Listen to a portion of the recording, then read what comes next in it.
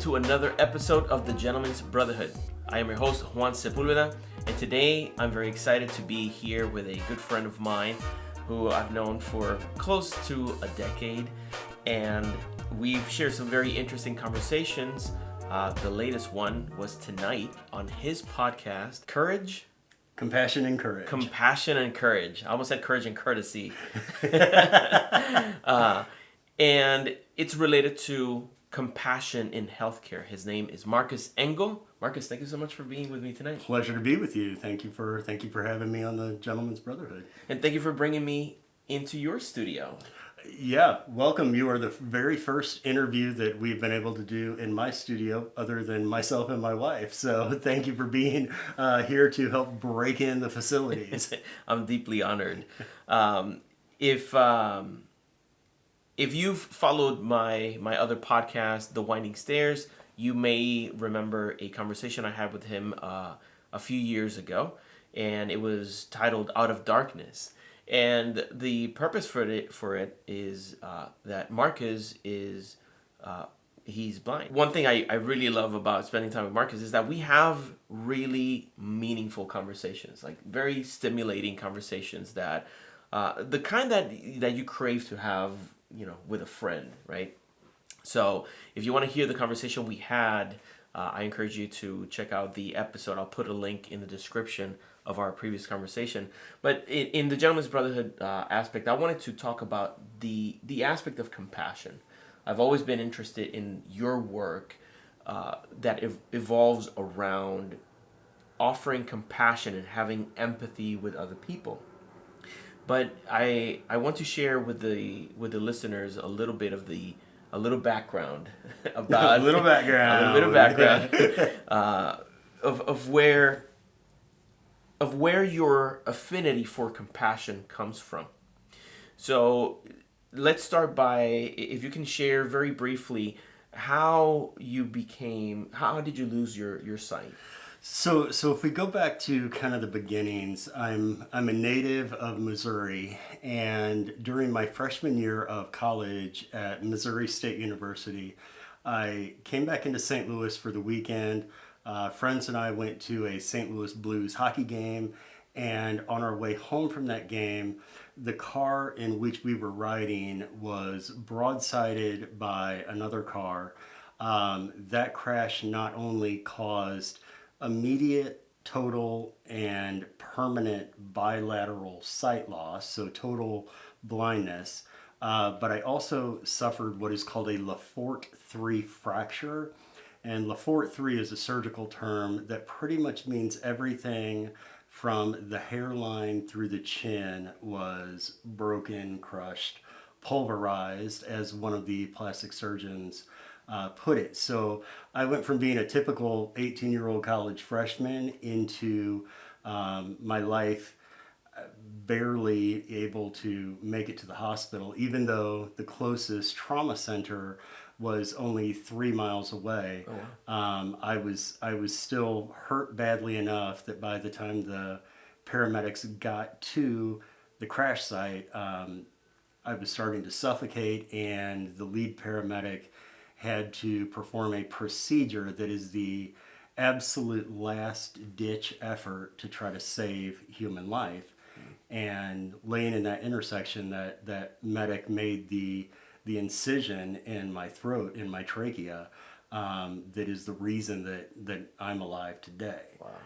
So going through some 350 hours of reconstructive facial surgery, and all of this surgery took place at Barnes Hospital in St. Louis, now known as Barnes Jewish Hospital. But the emergency room is where my understanding of compassion was really founded. So they pulled me in from the crash site just a few miles away. The ambulance rushed me to the emergency room, and that night in the ER, I remember two things very distinctly. Number one was having all of my clothing cut off of me, and the second thing I remember was Jennifer. So every time that I would awaken during the night, and I had the gift of unconsciousness during that first night. I say it's a gift because whether Nice. it was shock or narcotic induced, I was unconscious. But every so often, I would just slam back into the world of the here and now. And when I would wake up, there was someone that was holding my hand. This person, every time she could tell that I was awake, she would say, Marcus, my name is Jennifer. You were in a car accident. You're in the hospital. And then she said the two most compassionate words that I think any human being can say to another. And those words are, I'm here. And I didn't even know where here was, but I knew that in this worst, most horrific, almost deadly moment of my life, I knew that I was not alone. And I now have the pleasure of speaking professionally around the country. I go to nursing conferences and medical conventions and hospitals and healthcare systems, and I share these stories to remind nurses and docs and respiratory therapists and physical therapists and techs to remind them that the greatest gift that any human being can give another is the gift of presence. Wow. When we have that ability to be present to another person's suffering, it's essentially what separates us from everyone else in the animal kingdom, is that ability to be present. And I learned that from Jennifer. It was such a simple and yet so profound lesson that I feel like we all just need that reminder to be present. That's amazing. Most of the times that we've talked about being present in the Gentleman's Brotherhood conversations that we've had has been from a different context. It's been from the context of being present with your friends, being present or paying attention to your children. And that seems to be a somewhat positive or everyday occurrence of being present. But you put this in a context of being present in one of a person's darkest moments. And I think that's where that compassion comes from. Being able to be there for someone at their most vulnerable, at their most defenseless. It speaks volume for someone's character to be there for someone in that moment of need. It's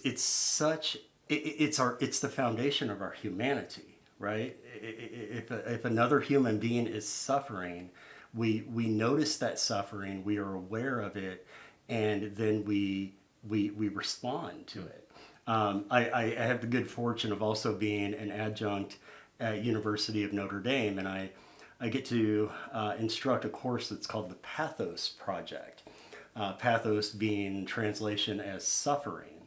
And so these are pre-meds that we are teaching them the art of being with another human being.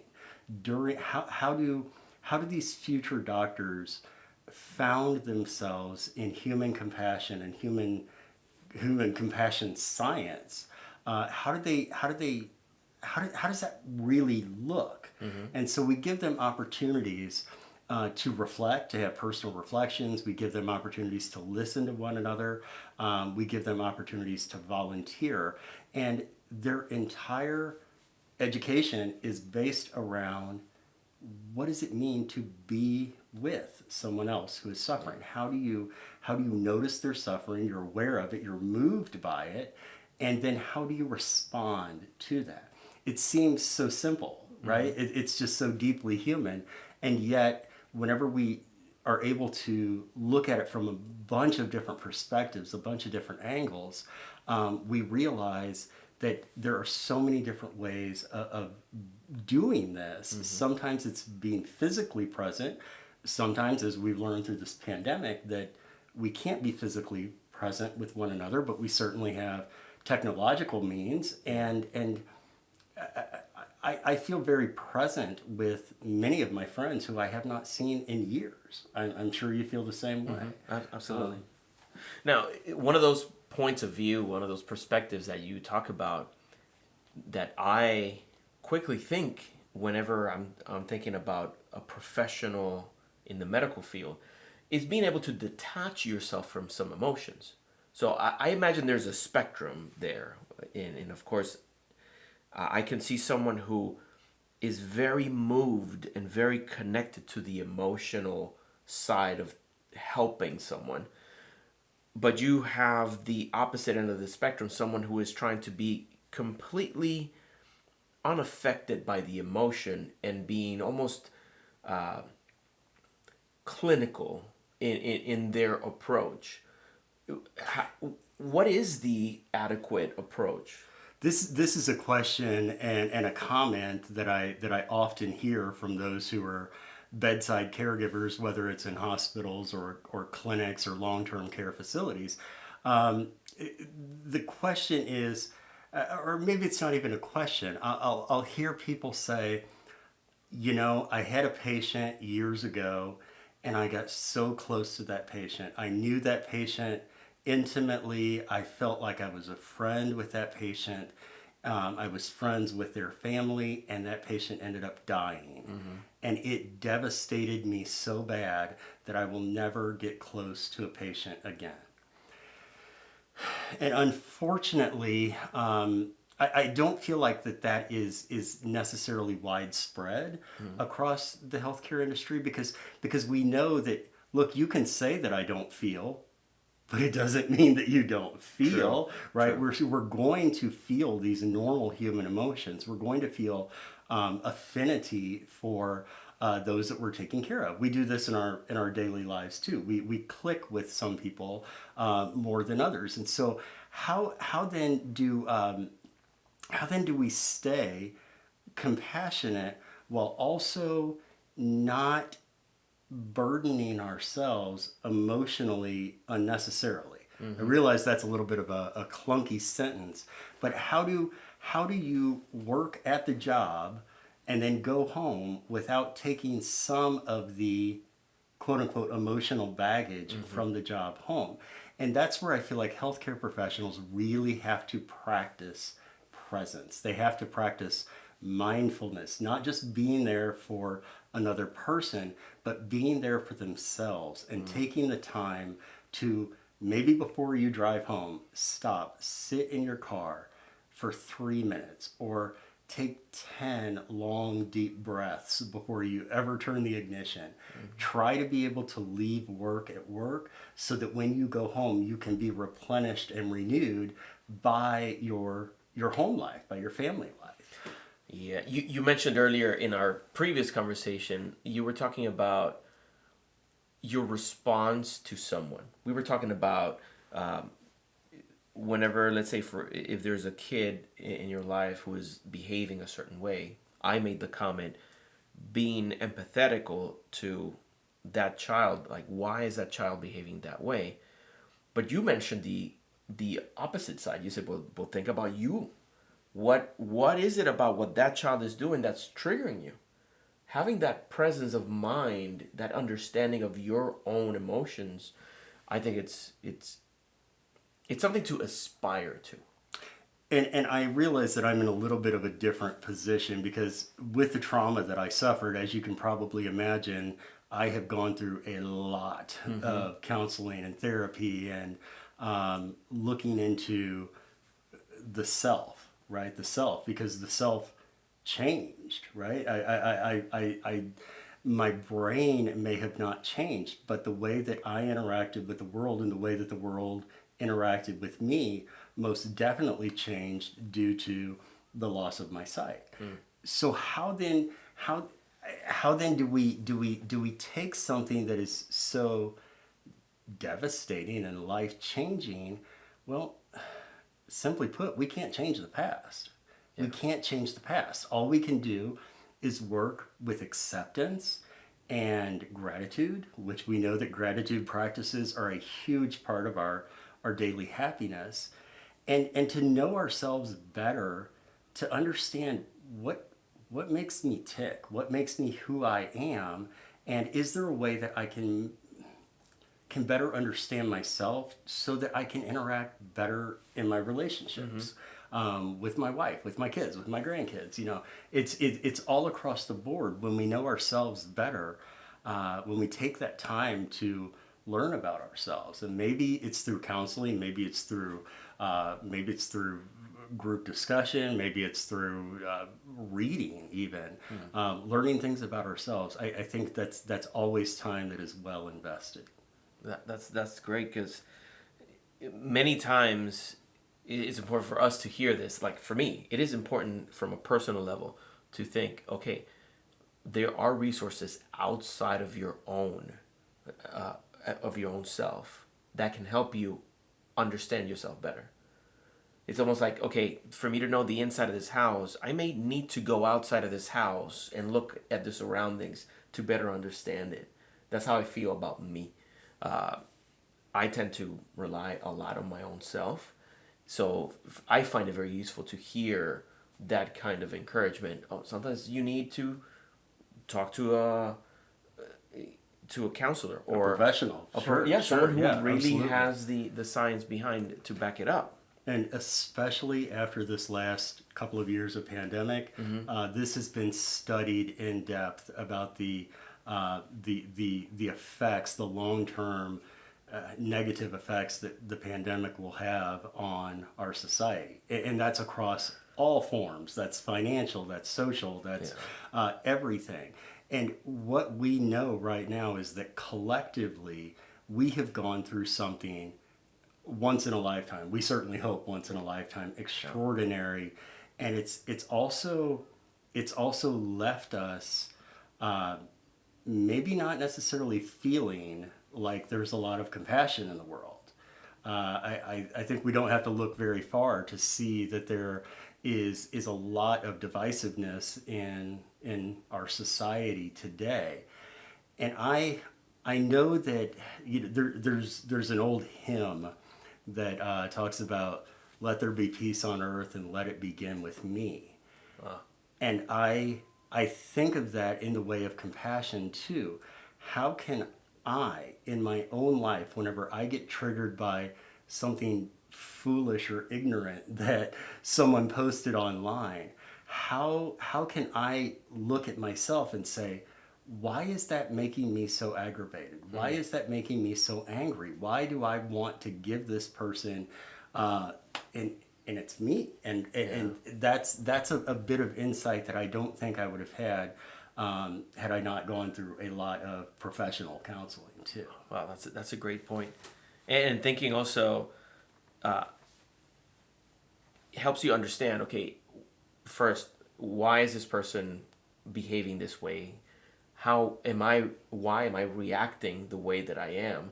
But recognizing the fact that the one variable that you're in control of there is not the other person, it's just you. It's you, right? And I love what Viktor Frankl, Viktor Frankl in Man's Search for Meaning. Oh, yes.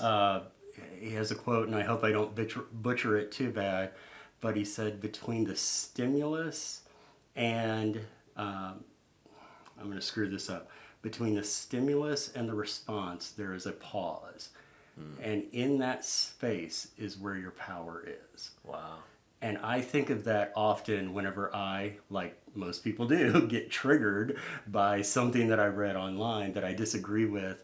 And I have to keep coming back to, okay, if I'm going to have a compassionate response to this, I have to look at this poster not as an enemy of mine or someone who thinks so differently from me.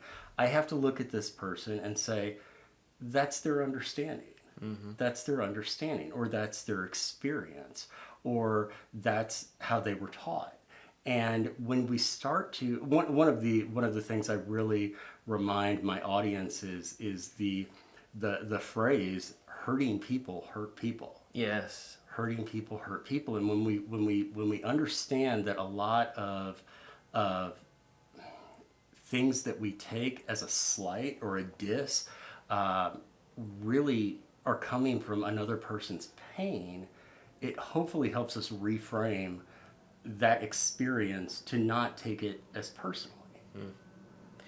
Now, thinking about that, we are hopefully in a decline of this pandemic. We've lost over 700,000 people at this point, if I'm not mistaken. Yes, just in America. Just in the U.S. America. Yes, Yep. that's a great point. There is, of course, with all the bad that came, a lot of people were lost, a lot of turmoil in the markets, in the Political spectrum. We went through an election cycle. Yeah. But there seems to be, from my perspective, a blessing in disguise when it comes to us having a real world experiment of sorts, where we can look at all these variables in a very accelerated manner. So, where a healthcare provider, for example, might have witnessed the death of one individual every few months, for example, the acceleration that came with dealing with all these deaths back to back to back, there has to be a wealth of knowledge and experience there that can help us be better health providers, be more humane, be more compassionate. It's certainly trial by fire, right? It's certainly trial by fire because this has thrown us into a system, into an organism that is still, it's still moving, right? It's still taking people's lives. It's still taking people's health. And so I think of it, what you said made me think about the advancements that we've had in medicine over the last 100 years.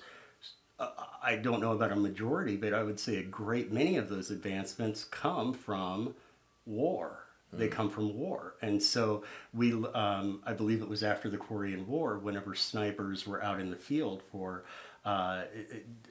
days on end and not getting enough hydration, and their kidneys would fail. And so we learned how to do kidney dialysis because of the war. There's so many things that we learn in a war that advances medical science, and this has been a big advancement for medical science at the cost of human lives, just like in a traditional war. Wow, that's so interesting to think about it in that context, where there's immense suffering, and we will see the ripple effect of this for decades, for the rest of our lives. Absolutely, for the rest of our lives. I'm truly hoping that we're able to latch on to some of these messages of compassion, of camaraderie, and understanding like we're all part of this human family and we're all going through this together. Unfortunately, there are some aspects of our way of thinking, way of interacting that separate us, especially when you think of the political component. Polarization. That polarization, I am truly hopeful that we're able to make some headway in bringing people back together again. And I think that you're exactly right. I know that some people may say, "Oh, we're going to talk about compassion." Well, that's really great for nurses, right? They're supposed to be compassionate, but compassion and empathy, which are not the same, but they are adjacent. I think of General Stanley McChrystal, one of the most decorated American war heroes. Yes. And he said in his book and in interviews that he believes that the greatest strength of a leader is empathy. And it's understanding the people that you're trying to lead and their position and their viewpoint, and even the people that you are, even the enemy, when you do your best to empathize and understand another human being's position, how can that not bring us closer to resolution? What would you say has been your experience when it comes to dealing with that kind of friction? Like whenever you encounter someone, because you're not devoid of the emotions that come with disagreeing with someone. Like we're always going to have those emotions and those passions, but in your experience, how do you deal with that? How are you able to keep within due bounds all those emotions and put yourself in a better position to then be present and compassionate? Well, my brother, I will tell you that even though I teach compassion around the country, my my family will, and I will be the first one to tell you that compassion is not something that comes easy to me. I am like a lot of people. I have opinions. I certainly have opinions. I try to hold those with loose fingers as I age and mature. But to say that I don't have emotions, or to try to have an emotionless response to things, that's not being human. Yeah. We are human beings. We have emotions. They are built into our psyche, into our brains. We have emotions. Emotions are not bad. Emotions cannot run the show. We cannot let emotions dictate good sense in our decision making processes. And that's where I love emotions. You know, I'm somewhat creative. In my writings, I very much try to make my readers feel some of the same emotions that I felt. And I'm not scared of emotions, but what we have to do is to remember that emotions are just emotions. They're not necessarily the truth. They're our experience about what we're experiencing. Wow. So I just try to always keep that in mind, that this is my experience. Yeah. But the person standing right next to me having this quote unquote same experience, due to their background and education and culture, et cetera, they're not having the same experience. We are all not having the same experience, yeah, but we are all having a human experience. Oh, that's great. That's a great point. I just heard someone talking about that. I want to say it was someone who, it was a transgender individual, and he was saying, I don't expect you to understand me. You don't have to understand what I'm going through, but what I ask is for you to recognize that I am going through, this is life for me. I am going through a human experience, yes, and I'm dealing with my own things, and I'm trying to find myself or really evolve to become my true self. But it's we lose sight of that. We lose sight of the fact that people, they're going through an experience. They're going through as much difficulty as you may be. Suffering is part of the human experience. Mm-hmm. It just goes part and parcel with having a heartbeat. You are going to suffer. And how then do we react to that suffering that all humans face? Mm-hmm. And how do we react to that suffering within ourselves? That's a bit of insight that we have to do too, because oftentimes it's not so much that people around us need our compassion, it's that we need some self-compassion.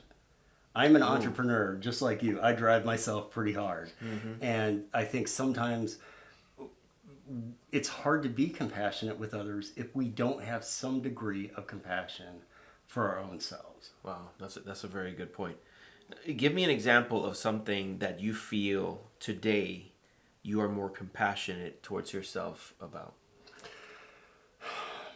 I know that with my personality, I tend to see things very black and white. And obviously this is figurative, not literally. But I tend to see things very black and white.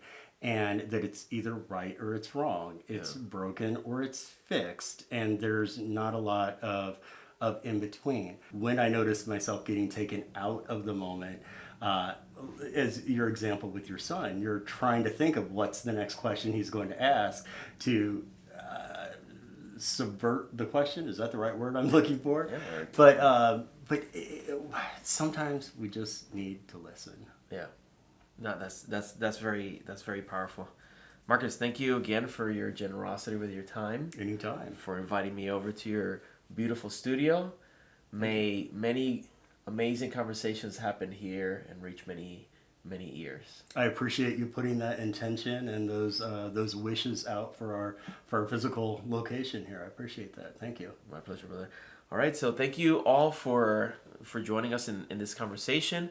If you have any questions for Marcus, if you have any comments that you want to share, please make sure to go to the comments section of this episode and share those with us. I think it's a conversation worth having. And I would even go as far as encouraging you, have this conversation with someone close to you. What does compassion mean? What does it mean to be present? What does it mean to not be judgmental and really opening up yourself to have a human experience with someone else?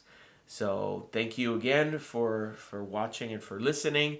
And to our supporters on Patreon, thank you so much for making things like this possible. If you want to learn more and gain access to some behind the scenes looks and some extra goodies from the Gentleman's Brotherhood, make sure to go to patreon.com/Juan Sepulveda.